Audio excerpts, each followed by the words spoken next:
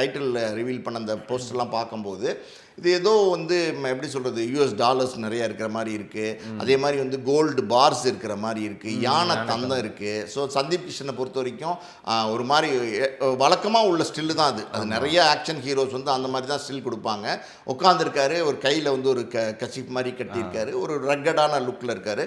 நேற்றுக்கு ஒரு போஸ்டர் விட்டாங்க, அதாவது வந்து டைட்டில் ரிவீல் பண்ண போகிறோம் நாளைக்கு 10 மணின்னு.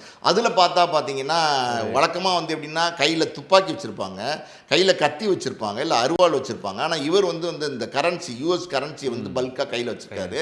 அதுவும் பார்த்தீங்கன்னா யானை தந்தம், கோல்டு காயின்ஸு, கோல்டு பார்ஸு, இந்த மாதிரி வந்து இப்போ இருக்குது அந்த போஸ்டரில்.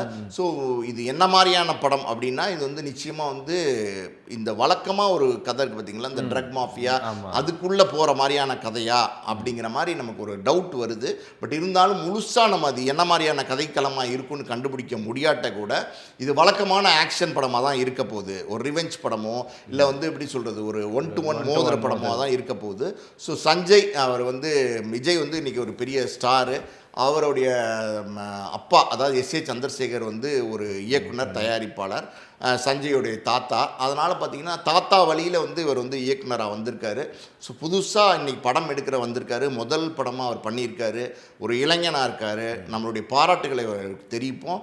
அவர் அடுத்தடுத்த படங்கள், இந்த படம் வெற்றி படமாக அமையணும், அதே மாதிரி அடுத்தடுத்த படங்களும் நல்ல வெற்றி படமாக அமையணும்.